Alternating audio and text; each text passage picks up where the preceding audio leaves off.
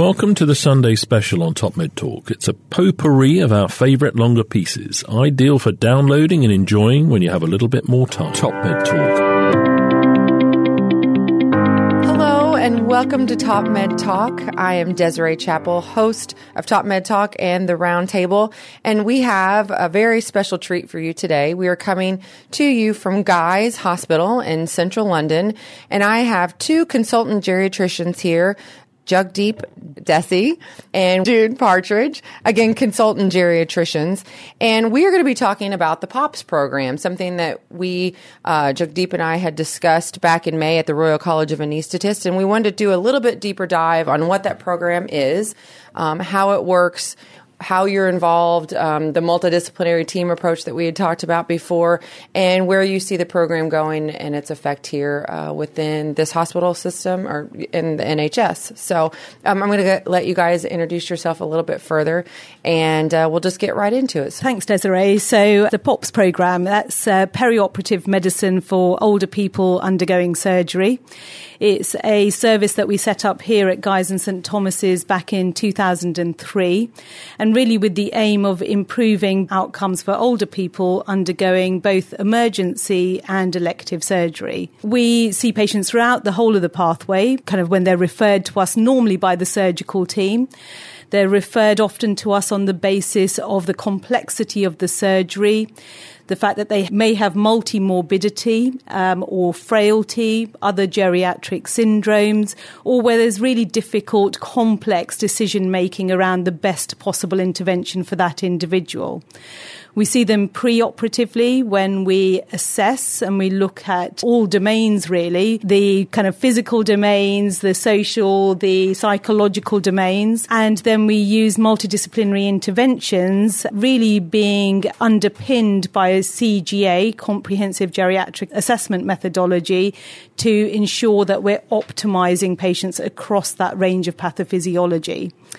We work very closely with our surgical, anaesthetic and organ-specific specialist colleagues at collating all of the relevant information and then ensuring that we're looking at the pathway which is then going to follow.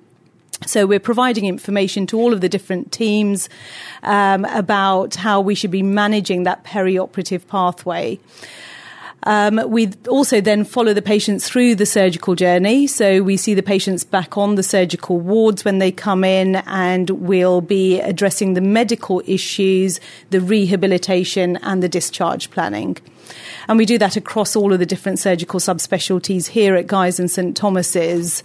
So not just focusing on hip fracture, which is often where geriatricians add value, but now really broadening out to all of the other surgical subspecialties. That's a great introduction. So just to take it back a little bit, and Jude, maybe you can answer this. When was this program started, and what was really the impetus for it? I mean, we know that we have an aging population, the baby boomers are coming through. So when was that first realized? The POPS service at Guy's and St Thomas's really started back in 2004 because the geriatricians realised that they were often asked to get involved in the care of the post-operative care for surgical patients, but often very late on in the pathway. So perhaps when the patients have been on surgical wards for a number of weeks with numerous medical complications, problems in terms of functional outcomes, and then what they sort of wished they'd been involved earlier on in the pathway.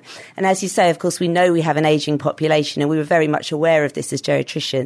So at Guy's and St Thomas's, using a Guy's and St Thomas's charity-funded research project, quality improvement project, the first bit of pilot work looking at whether this methodology that Jugdeep mentions, comprehensive geriatric assessment and optimisation, could be used in the surgical setting to try and improve these outcomes that we were seeing late on in the pathway of care. Can you describe the CGA or that assessment tool and how that has really helped to guide what you guys are doing with it? So comprehensive geriatric assessment and optimisation, or CGA, is a very established methodology used in geriatric medicine, which has really got an evidence base predominantly in sort of general medical patients, inpatients, but also in the community setting. And it's sort of really exactly as it sounds. It's the process by which you assess different domains of an older person. So not just the sort of a medical domain, but also social, functional and psychological areas for that patient. patient.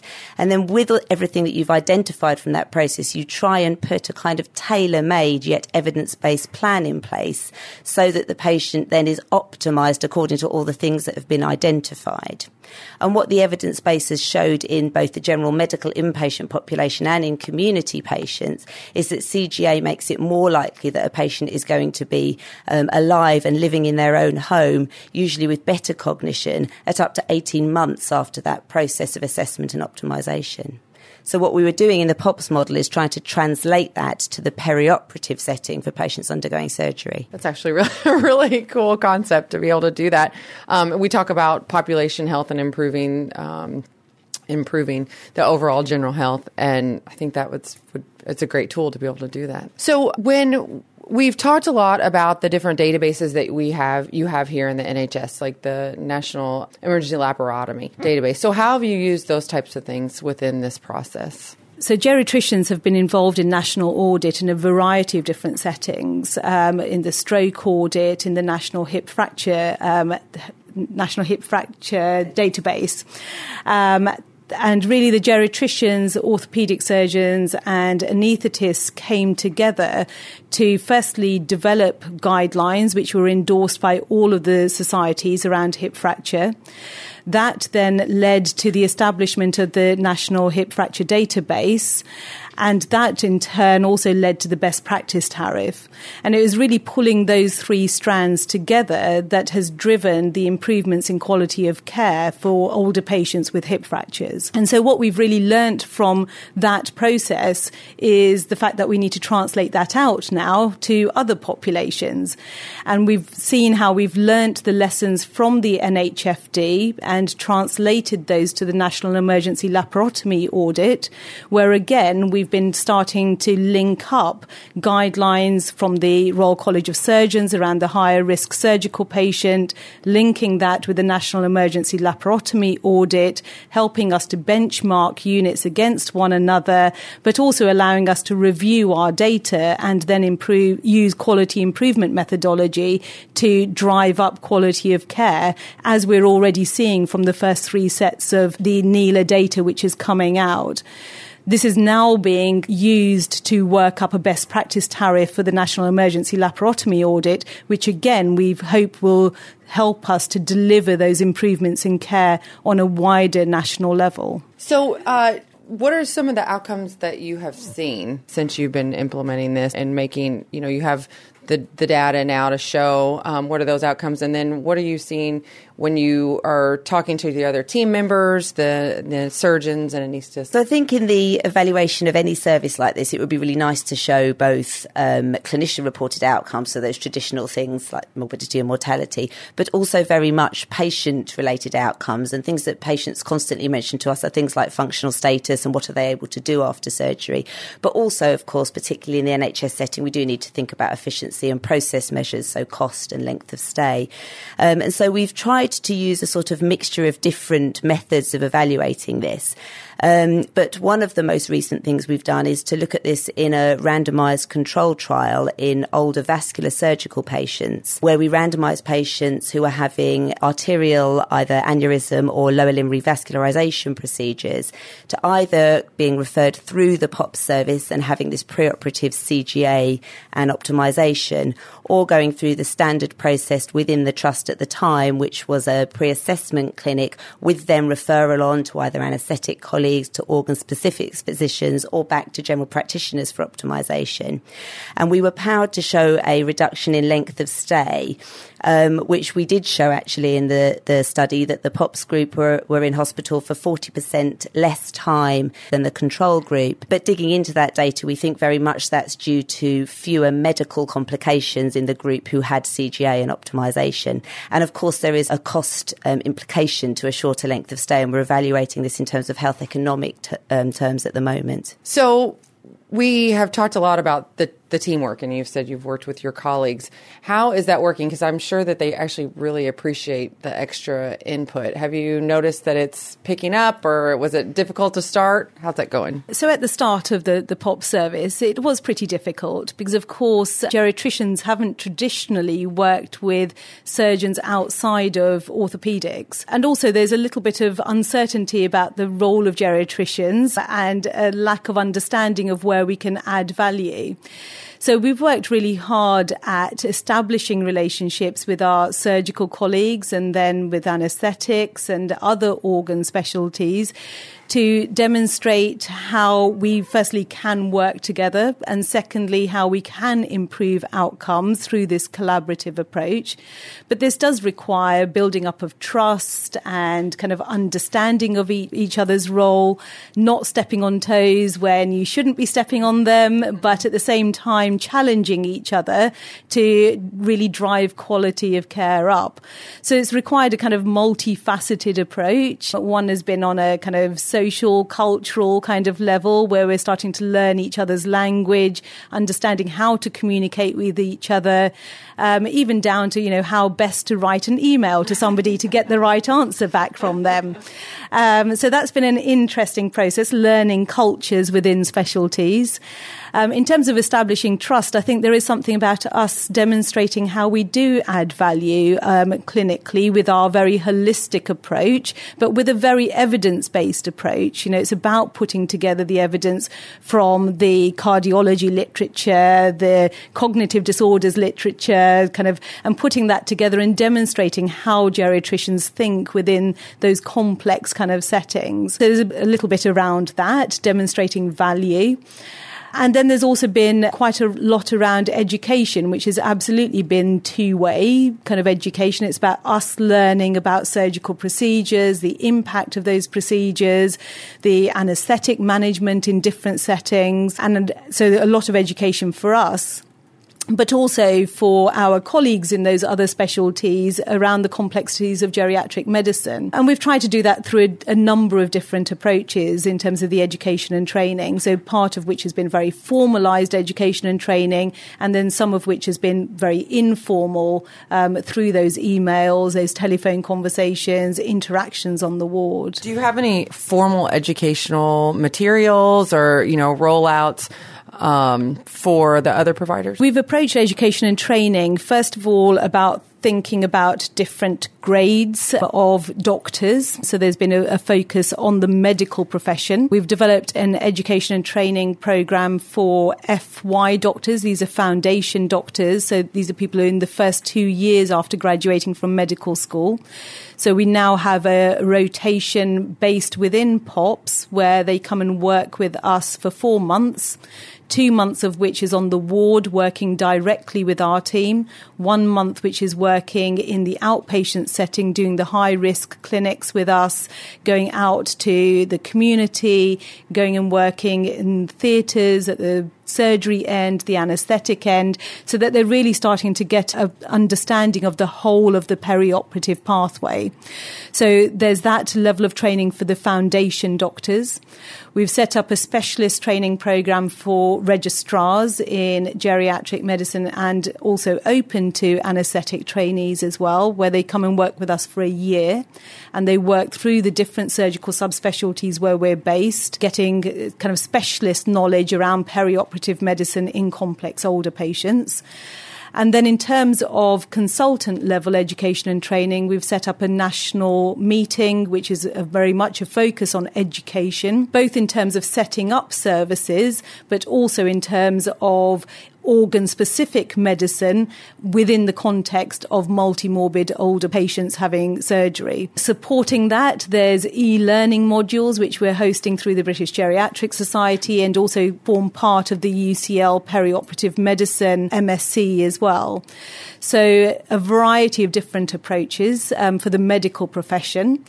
And then using that learning, we're now translating that to the allied health professionals group with our advanced nurse practitioner practitioners within the team, we've written a curriculum, a competency framework, and again supporting that through e-learning modules as well. And that should all be ready and up and live for this autumn, so September 2018, when that should be ready for other units to start to come and use some of those resources. Monty Mythen, editor-in-chief of Top Med Talk, has joined us, and he has a comment. I've got a question, really. Could you expand on out into the community? In other words, does your team do home assessments? Our interface with the community is constantly changing and evolving. So the things that we're now working on at the moment are around how we start to engage with primary care in a more meaningful way than we have been doing so far. So we're just about to start up a Darzi fellowship working between primary and secondary care,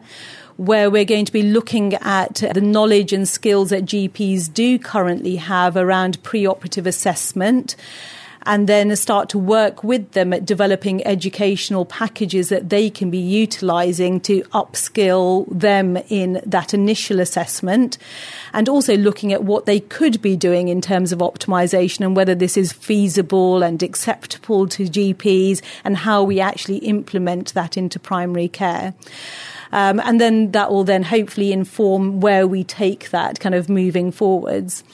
So there's that piece of work. The other piece of work is around the post-surgical kind of end of the pathway.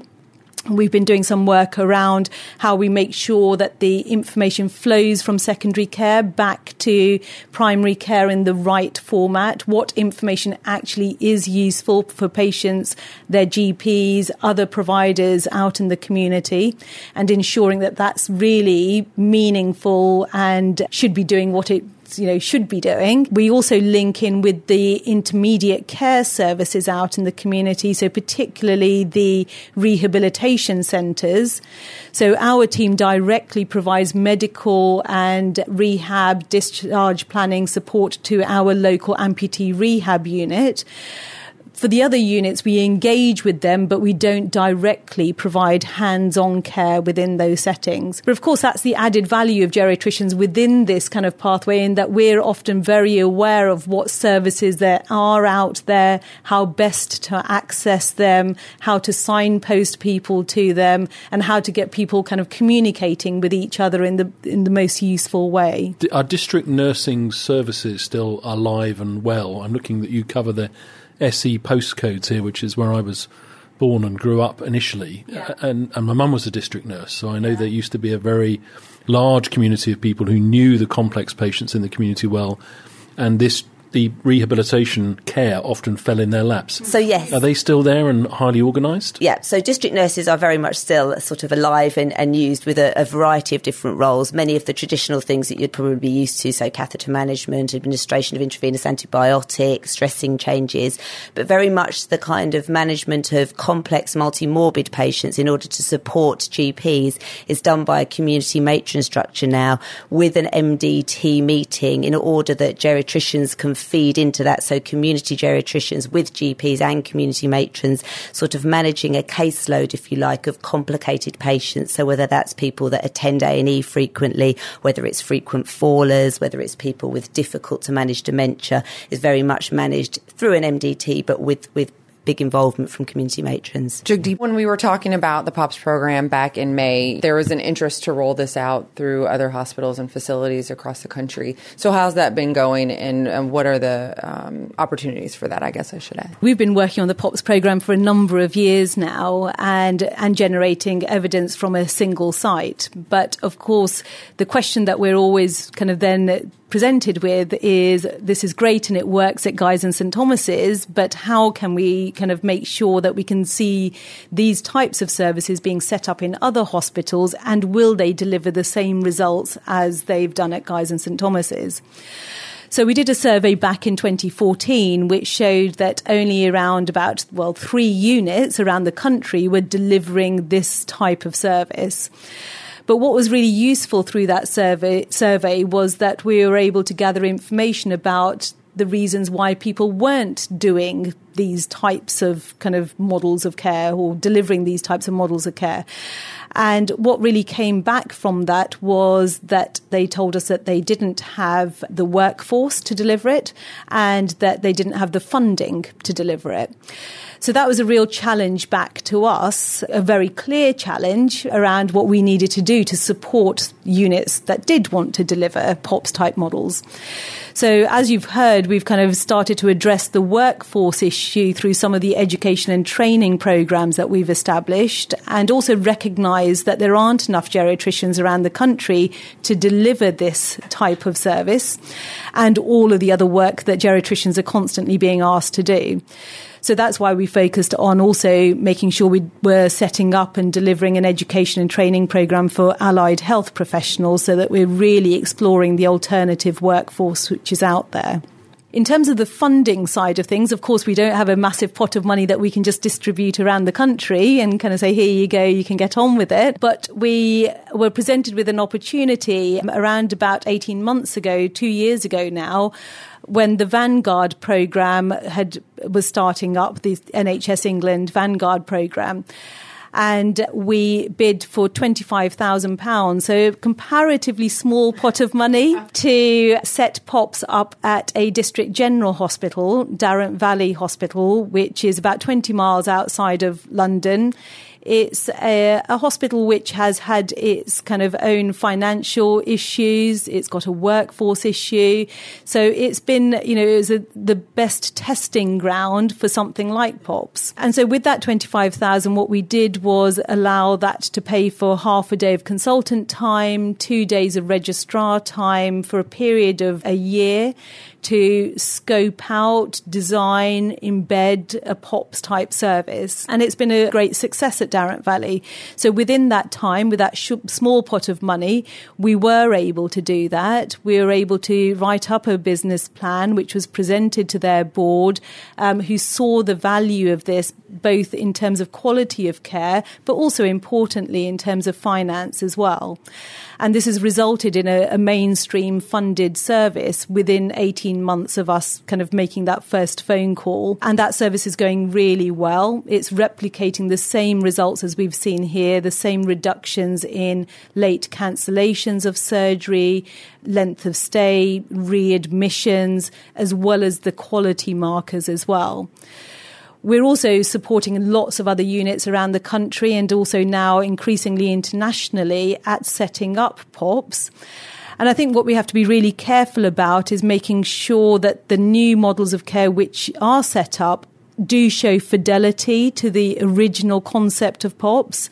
And the core components of POPs, but that it's adapted to the local setting, the local population, the local workforce, so that we're not just trying to enforce something within that setting, but it really is fit for purpose for that new setting. So, Jagdeep, do you have any examples? I see the one you cited there, but still, let's call it on the mainland. Yeah. Let's imagine you're trying to serve a community like Jersey or the Outer Hebrides. Do you have any example? And it's a wacky question, but is there a sort of POPs light version where a one-woman band can deliver all of this? So there's no evidence to say that we can do it with a one-man band in any of those more remote settings. But I think, and that's the kind of challenge again to us is the next step really around, where do we take this beyond the mainland and where do we take it where we don't again have geriatricians who are ready and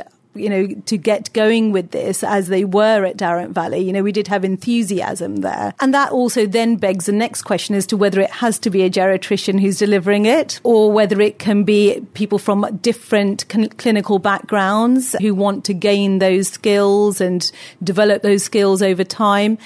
And, I think that's something else that we're really interested in supporting and then evaluating as to how that can be done. There is some literature out there showing that when we try to have CGA delivered by people who aren't trained in geriatric medicine, that then it doesn't show the same level of benefit. But I suppose it's also about us trying to, define what is the level of benefit that we want to be seeing. And it may not be the gold standard, but at least it is driving up improvements in care. So I think, again, that's another challenge back to us, Monty, as to how we take that forward. Monty, you have another question? Jagdi, if there's been any pushback, so let's imagine there's a group that's slow to learn to love you and why it's important that they should love you. Are there any groups like that? And what's the pushback? What's the persistent pushback, if any? Over time, there have been different groups who've had different concerns, some of which have been absolutely kind of valid. And, it's about the interface between teams. How is this going to work? Are we going to have too many cooks? Who's actually accountable at the end of the day? So it's often those kinds of concerns that can come from each of the surgical subspecialties. But over time, kind of as we've seen that, we've developed those relationships, that started to improve.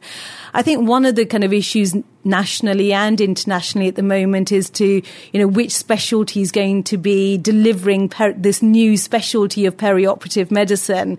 And certainly whenever you're kind of, at different conferences and things, that's often the question back is, is this something that should be led by anaesthetists or geriatricians or other physicians, hospitalists in the States? Personally, I don't think it has to be any one particular group of people who are leading it or delivering it. I think it's about developing a set of clinicians with the right skills, knowledge, and particularly skills around kind of communication between teams and with patients. And I think that's probably a challenge to us, kind of, in anaesthesia, in geriatric medicine, in surgery, around how we start to support people who want to become perioperative medicine specialists from whichever background they're coming from. So I think that's probably one of the biggest pushbacks at the moment. It isn't from any one kind of specialty as such. It's this general kind of question about who is actually going to want to do this and who's got the skills and the knowledge and the right attitudes and the right behaviours to be able to do it. So completely support that idea. You mentioned in passing, last question from me if I may, Desiree, best practice tariffs. Now, I think you said there is one for the fractured neck of femur, which I think has gone well. If you could explain a little bit about what that looks like, and you then mentioned that you're trying to get one of those for the emergency laparotomy work. I'm not an expert on best practice tariffs, but from my understanding of them, it's about picking particular components of care where we know that we've got a good evidence base and saying that, these are the components of care that we feel should be delivered on a consistent basis within a unit to be able to attract some financial benefit for the organisation. And the advantage of having that there is that it allows organisations to reorganise their clinical services, pulling in the right expertise, so paying for geriatrician time, paying for a perioperative medicine lead, paying for the right surgeon, and also, things like making sure that we have emergency theatres available at the right time for patients. So it's a mechanism that allows organisations to step back, reorganise and make sure that their system's working. And it's really hard to unpick with hip fractures what's really driven those improvements in quality of care. Has it been the guidelines? Has it been the database and allowing people to see where they're at? Or has it been the financial reward? But it's probably, like any complex intervention, it's probably all of those things working together to drive quality care. So I think, there's clear lessons for us to learn for the National Emergency Laparotomy Audit from this and developing a BPT within that setting. And at the moment, the NELA group are starting to put together what they think would be the core components that we would be wanting each organisation to be delivering to be able to attract the best practice tariff. So why not a best practice tariff for POPs overall to allow people to set up the services? It seems like it's usually those levers that make people believe they can do it at cost neutral that will then turn into increased value that are the triggers for people to get on with it. So that would be great. It'd be lovely to have a best practice tariff for POPs, and I think that would, allow organisations to move things forward. I think one of the things that we're constantly kind of asked about is the fact that do we have enough evidence to say that this is the model of care that should be being endorsed on that national level? Certainly, we think that we have a good body of evidence to be supporting the use of CGA in the perioperative setting, but it's not at that multi-centre randomised RCT level, which is often what organisations such as NICE would want to have to be able to endorse this at that level. But we are working on it, you'll be happy to know. So we are starting to look at the scale-up of POPs kind of nationally and looking at using QI methodology, working with implementation science specialists at looking at developing that evidence base to then support our approach to NHS England at getting something like a BPT in for POPs. That'd be amazing. Top Med Talk. All right, we are at Guy's Hospital down in central London, and we have another special guest with us here discussing the POPs program at Guy's, and it is Magna Sabai, and she is a trainee doctor in gerontology. Thank you so much for joining us. So I guess we'll just start off by asking how you got involved with this program and your interest in gerontology and how you've come into this program here at Guy's. Okay, so throughout my training, there's various encounters that I've had with perioperative medicine, mostly through orthogeriatrics, which is reasonably well established in the UK. There aren't that many. It's a developing part of the curriculum for geriatric registrars, and that the higher grid in our curriculum for perioperative medicine has only recently been established. And I had the opportunity of doing a 6-month job in another trust in a less developed service, and I liked the caseload. So there's lots of geriatric issues as well as acute general internal medicine issues, and the idea of having continuity through a patient's care, so seeing them preoperatively, trying to optimize them for surgery, and then following them up and case managing them up until discharge. And I wanted to come into a service that was more developed because I thought that this is potentially something I'd be interested in as a career. So I was lucky enough to work with somebody who'd been a fellow here previously as my boss, asked a bit more information, saw that the job was being advertised, read a bit more about the service. It sounded like something that I would get a lot out of and would be well suited to the skills that I have and the type of medicine that I'm interested in, and applied for the job. And as they say, the rest is history. So what has your experience been here so far, working as a trainee? It's been amazing, actually. So there's a real focus on collaborative working here and shared decision making. It's been great as an experience being exposed to so many different surgical specialities, so from vascular to general surgery to urology to some of the more complex surgeries that I haven't had experience of before, things like max fax and ENT surgery. And being able to see CGA working, so comprehensive geriatric assessment, which is well established and good evidence base in general geriatrics being used in the perioperative setting, has been a great experience because it does work, and I've seen that firsthand, and it does pick up all the issues that you can then target your interventions to. And the thing that I found most interesting is the shared decision making and talking with surgeons and anaesthetists and patients about what is the best option for them based on all the information we've gathered.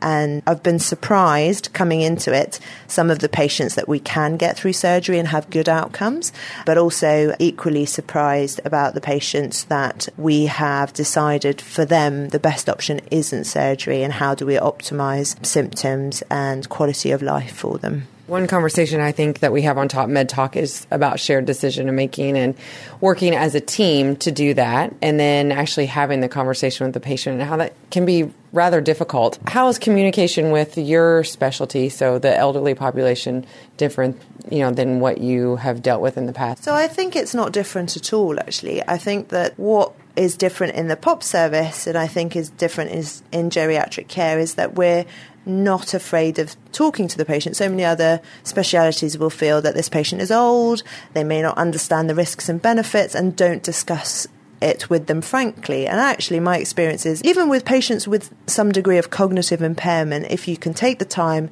explain it to them in a way that they can absorb the information, and that might mean several times meeting them and going through the issues, that actually they really appreciate it and they can come to a decision that is best for them, because at the end of the day, they're going to have to live with the implications of surgery or not having surgery, and they should be entitled to be involved in that discussion. So actually, I think there aren't that many issues regarding communication, and the issues are related to medical professionals not having that conversation in the first place. So very true. It is a difficult conversation. And if you're not prepared and trained for that, I think that's when it becomes even more difficult. How has it been working with some of your other specialty colleagues, so anesthesia, surgeons, and also nursing, and bringing them into the conversation, other allied health professionals? For me, it's been really interesting and enlightening, actually. I think if you come at it from the angle that there are parts that you won't understand and there are parts that you will be an expert in, and that if you have an open and honest conversation about, I don't think that this should happen, or I think this should happen, what do you think? Or asking when you don't understand, what are the surgical procedures that can be done for this patient, or what are the anaesthetic options that are possible, then actually the discussions aren't difficult. It just requires almost a bit of humility and saying, I don't understand this, would you explain it to me? And I think that's what's important in shared decision making. There is not one specialty, I think, that can do perioperative medicine alone. I do think we need anaesthetists, physicians and surgeons to work together to come to the best outcome. Thank you so much for sitting down with us. I really do appreciate it. It's enlightening conversation, of course. So we will catch you later. Thanks. Top Med Talk. Jagdeep is going to introduce two very special guests here at Guy's. Jagdeep, who do we have here? So we have Jason Cross, who's our advanced nurse practitioner and the nursing lead for the POPs team. And we have Claire Gallagher, who is one of our Band 7 clinical nurse specialists working within the team. So they do lots and lots of our work within the team, and we couldn't function without them. So Jason's been doing a lot of work around the things that I was mentioning about developing the allied health professionals kind of program, with developing a curriculum, a competency framework and e-learning modules to support that. And Claire's been doing lots of work clinically with us, both pre-operatively around the assessment, optimisation, delivery of CGA, but really kind of works very closely with the patients on the ward, both in the emergency and the elective patients coming through. So I don't know, Jason, if you want to talk about how we are developing the nursing programme within POPs. What a fantastic introduction. So we struck on the idea of developing a nursing programme after we'd had a couple of nurses from the ward join the team and started thinking about how we upskill members of nursing staff, and thinking whether we could actually expand it to an educational programme that anybody could jump in on, learn about perioperative medicine with a nursing focus. So using our experience, using our current nursing team, and also scoping some of our ward colleagues as well, we've been putting together a competency framework, working closely with Health Education England to ensure that we're actually doing it correctly and properly, and then linking with the BGS, utilising some of our other curricula for junior doctors and more senior SPRs to actually create a curricula that will hopefully support the Band 6 or Band 5 or 6 nurse to maybe into an advanced nurse practitioner within perioperative care. You're working with not only the nurses that are involved in the geriatric side, but across all the different specialties, right? And how has that been to work as a team as part of the nursing group? It was evident when I was developing or looking at the competency framework early on, not just to think that just because I do something well or we're doing something well, that we should just be saying that's the way we should do it. So it was really interesting for me to actually be talking to nurses outside the geriatric kind of nursing arena, actually talking to junior kind of developing nurses across surgical specialties to look at ways of clinical supervision and integrating that kind of ward-based ad hoc kind of learning and support throughout the whole of the competency framework. Things like clinical supervision. My concern was you become a specialist nurse, or you get a title of specialist nurse, but you haven't people come into those roles without a lot of specialist knowledge. They obtain a title of specialist nurse without really understanding the pathways that they are supporting or the care that they are promoting. So it was very important to me that within the competency framework we actually factored in some of that clinical supervision, the background foundation skills to a lot of the advanced nurse practitioner the kind of focus education early on, so when they did step up, they actually had the foundation of skills that they needed. Fantastic. Well, Claire, being on kind of the clinical side and working with patients, how have you realized this making a difference in your practice and then for patients? Just leading on from what Jason was speaking about just there with clinical supervision for kind of more junior members of the team, I started as a Band 6 patient pathway coordinator in the PUPS team, and had come straight from the wards as a staff nurse, and have found that my skills have greatly increased, and my whole understanding of the perioperative pathway and what medical liaison services can add and do add to the geriatric patient on the ward is just improved like tenfold. Jason provides my clinical supervision, and I've worked really closely with him, and have actually moved from working more as a pathway coordinator to working more directly and slightly more independently on the wards as a clinical nurse specialist, and completely agree with what he says, is that you get given a title of clinical nurse specialist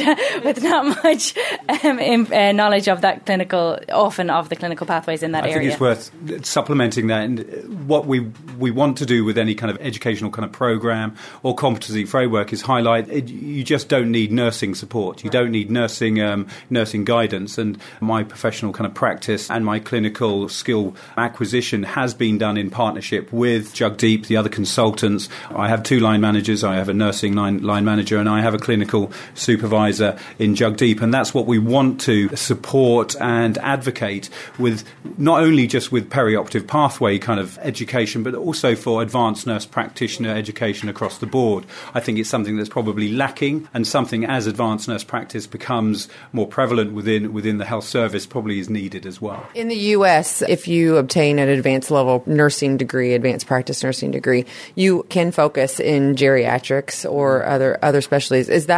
Can you do that here? It's usually the way. It's usually you've kind of followed your nose into a particular area of nursing that you like, and then you become a clinical nurse specialist, so quite focused. And then the advanced nurse practitioner pathway is a lot broader. It has an emphasis on prescribing and comprehensive assessment. So the avenues open slightly. The clinical nurse specialist tends to be quite single organ or specialist area focus, whereas the advanced nurse practitioner has more flexibility to change career paths. So Claire, you said you were on the wards before. Were you working with the elderly population there and geriatric population there, or is this something that you've just kind of changed since you've been involved with the POPS model? I was based on surgical wards before I came to this team, and most surgical wards have a very high population of elderly patients, especially in the hospital that I was working in and the unit I was working in had quite a high population of multimorbid, maybe even slightly younger patients, but definitely multimorbid with the beginnings of geriatric syndromes. So I feel that I was quite prepared for the population that we see, but probably didn't realise the potential of POPS, the medical liaison service, that they could have added to my care for those patients. I was just wanting to know kind of the difference that you saw and when you're taking care of patients then versus taking care of patients now with this model. I have a much more holistic look at the patients that I'm caring for now. Using the CGA, the Comprehensive Geriatric Assessment of the Ward, even though I do think that it is very similar to the Roper, Logan and Tierney that were taught in university, it's enabled me to see a lot more rounded view of the patients and really focus towards functional trajectories and where they're going to be after they leave hospital, not just focusing on what their blood pressure is on the day of surgery, on the day after surgery, that sort of thing, but more so looking at them in the future in the community with their families, and how we can successfully manage them and their independence, or maintain their independence pre and post surgery. Just wanted to add to kind of what Claire's kind of saying, because Claire's kind of very modest, as is most of our team. So, I mean, I think really just to kind of describe what Claire might do when she goes up on her regular ward rounds is that she'll come back to talk to me about the patients. And what she will have done already is gone and assessed the patient post-operative. For example, this is post-operatively. So she will have assessed the patient, will have examined the patient independently, will have reviewed drugs, considered stopping, starting. She's working on her nurse prescribing course now, so she'll be an autonomous prescriber, hopefully within the next year or so. She will have reviewed ECGs, chest x-rays, and then come back and present that patient in a really concise, succinct, articulate manner back to me, such that often I just need to then add a couple of things to the plan that she already has in place. And I think the other real value, which is constantly fed back to me when I'm talking to senior nurses from around the hospital, is how Claire and the team are changing the way that the rest of the nursing workforce integrate, talk to each other, the language that they use when they're reviewing older patients, and upskilling them as well in the assessment and management of older patients. So I think, the added benefit is not only to that individual patient, but also the added benefits across the workforce in the hospital. Claire, Jason, team anaesthesia, are any drugs that we tend to prescribe that you really wish we didn't? Oh, I know you've probably educated out of everyone here, but take a broader view. What are the biggest enemies? Tramadol. Tramadol's horrible. It's just evil. Cyclizine. Its impact and exacerbates delirium. And Claire's just whispered Danceton as well. We give every single patient. You give every single. They're just not nice to our older patients. But there may be very good reasons why you're prescribing certain medications, and it's only by us having this collaborative kind of discussion and that we learn from each other. We don't know every indication for every medication that's given through an anaesthetic, and there may be a very good reason, no matter what of the side effects. So it's the list. That's our little bugbear, but maybe there's stuff we prescribe that you don't like either. So give us three alternatives then.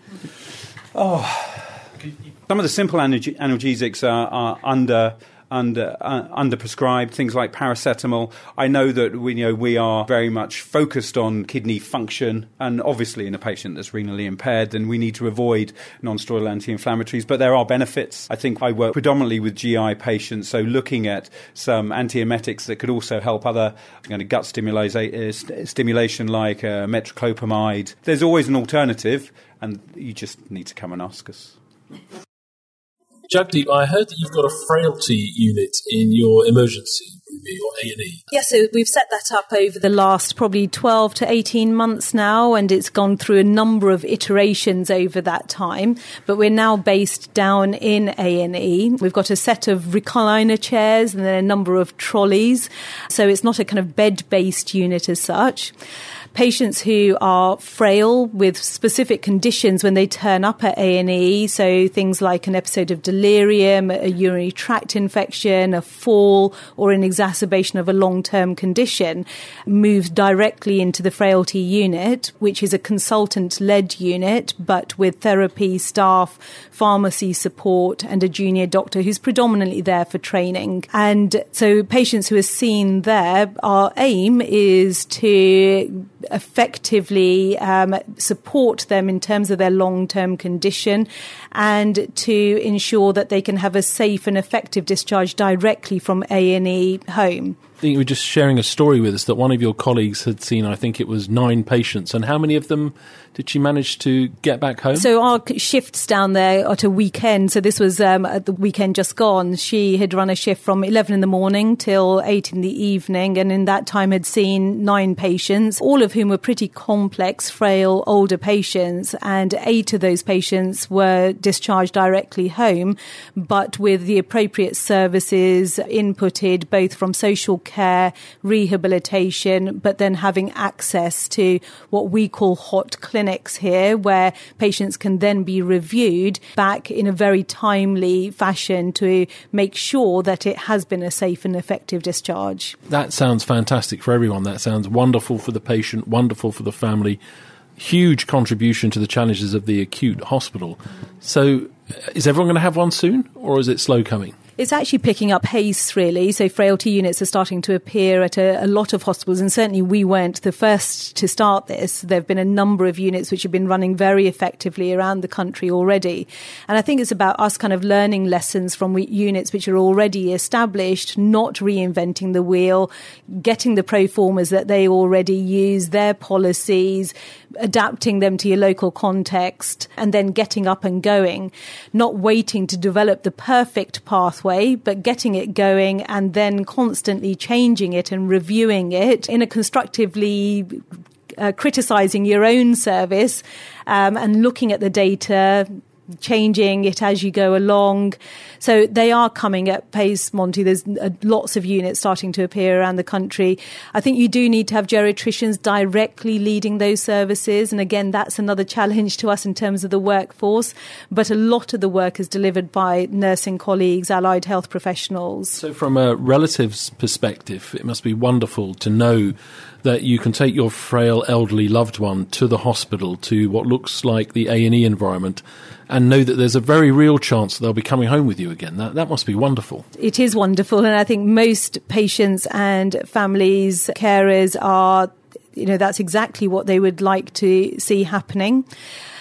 But at the same time, I think there is a public perception that patients with frailty and with complex multimorbidity are best served in the hospital as well.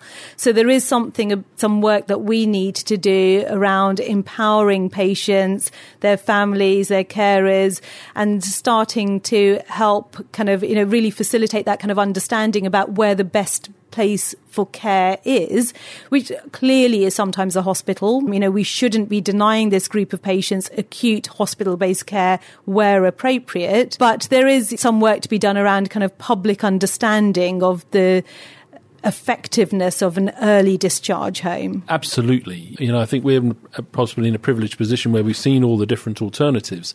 And if at all possible, home is best. I mean, Desiree, from the US perspective at the moment, what's happening with the frail and elderly in these situations? We don't have frailty units, that's for sure. Most places, the idea of that and concept is fantastic, and I think could really change the way. We have changed the triage situation in some of our A&Es, but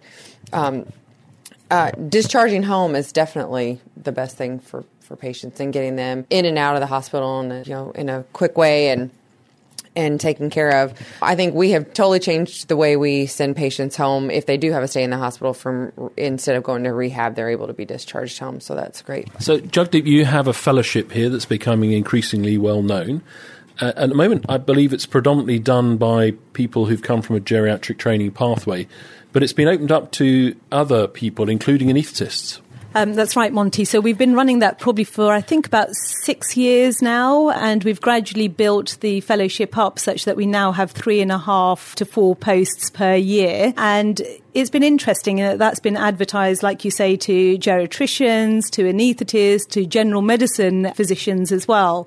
But so far, all of our applicants have all been from geriatric medicine. So if I was a young doctor now, knowing what I now know about the future of medicine, about the baby boomers coming through, how exciting it is. I chose to do critical care medicine because it allowed me to spread my wings a little bit out from the operating room, which I love being in there, but also that being a bit more of a bedside doctor, etc., etc. I think it'd be a fantastic thing to do, and the first people who get into it are really going to be leaders, world leaders in this. I'm surprised that your inbox isn't full of glowing CVs at the moment. So we do have glowing CVs, but they tend to be from geriatricians, just before they all get upset. But we don't have that many glowing CVs from anaesthetists or kind of people coming through that kind of stream. And I think maybe that's partly because people don't really understand what geriatric medicine is. And certainly now that we've set up the FY programme, a lot of those junior doctors go, oh, I didn't realise that this is what geriatric medicine is all about. I thought it was all just about rehabilitation and social care. So I think it's a little bit of that we haven't been very good as a specialty at advertising exactly what we do and how exciting it is around delivering general medicine, geriatric medicine, rehab, and all of those things all rolled together into this very interesting post. So I think that's one reason. The other reason is, I think, of course, perioperative medicine has really only started appearing out there as a new, exciting specialty over the last 5 years or so. And so I think there's going to be a bit of a time lag to anaesthetists kind of recognising that there are other ways to get the training that they require other than following the traditional anaesthetic training route. I think another reason might be that people are concerned they may not have the skills around management of long-term conditions, knowing how to deal with hypertension, heart failure, Parkinson's disease. They may feel that they can assess those conditions, but they're not equipped to be able to manage those conditions. And that's a challenge to us, isn't it, as to how we start to kind of, broaden that skill set at a more junior level. I think people get put off by doing acute medicine beyond day 2 or day 3 after a surgical procedure. People aren't so excited about managing the geriatric syndromes that occur day 3 onwards, the delirium, the functional decline, that interface of multimorbidity, and all of those kinds of issues. So, I think there are probably lots of reasons as to why we've not had as many people from other specialties applying for the posts, but hopefully through these kinds of conversations and the colleges working more closely together, we'll start to see much more cross-specialty training starting to happen in the future. If we look at the provision of anaesthesia for complex major surgery, if we look at surgical intensive care, if we look at general critical care, adult critical care, it feels as though the majority of our patients are geriatric, and the more complex patients are those with geriatric issues. I sometimes wonder why, and if soon we will have the equivalent of POPs for critical care. That initial day one evaluation of needs and how are we going to get this individual home, etc. So, am I right in thinking most of the patients that we're actually dealing with, even though we may say, I don't want to do acute medicine for geriatric patients, that's what we're doing? No, I think you're right. And I think, of course, we need to wake up to the fact that patients, it's certainly in secondary care and, in primary care, the highest users of healthcare are the older population. We haven't caught up with that on a number of fronts. I think, firstly, undergraduate medicine hasn't caught up with that. Certainly locally, we only provide 3 weeks of geriatric medicine training at an undergraduate level. Now, if 40% of patients in a hospital are going to be older, then people need to understand that population better. So I think we do need to kind of lobby at the undergraduate level that to get a fit-for-purpose workforce, they need to be trained in geriatric medicine. And when we talk about geriatric medicine, I know we've had this conversation before, it's not about it being an age-based kind of cutoff. It's about it being a biological state. And so, patients with multimorbidity at the age of 50 are going to be the same as some of our kind of more fit older patients. Not the same, but they're going to have the levels of complexity that we see in the older population as well. I think, we do need to think about undergraduate training. I think what is exciting, certainly on the physician side of things, is that we are changing postgraduate training. So there's been a new system which is coming into place in September where anybody going into a medical specialty, pretty much any medical specialty, will need to do an extra year of general medicine. And of course, that will end up being predominantly older people. So hopefully they'll start to get some generic skills through that kind of training.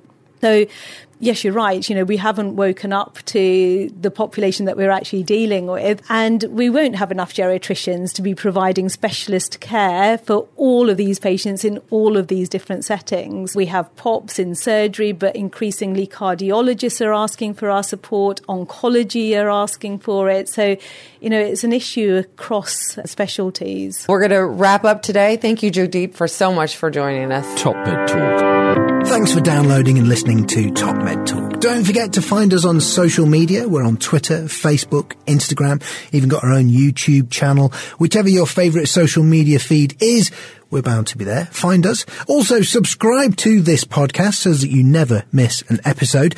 And make sure you go to the Top Med Talk website, topmedtalk.com, and get on board with the email updates. Oh, whilst you're at it as well, I suggest you download our entire back catalogue. We're categorising it at the moment. We're having a little look through it. It may not always be in the form that you currently find it. So if you get your hard drive ready for a full-on download via the website perhaps, or perhaps through your podcatcher. Oh, and if you fancy meeting us, why not go to the website ebpom.org/meetings.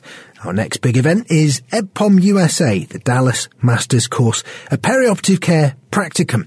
Have a look for details of that and some of the other meetings coming up across the next year. ebpom.org/meetings.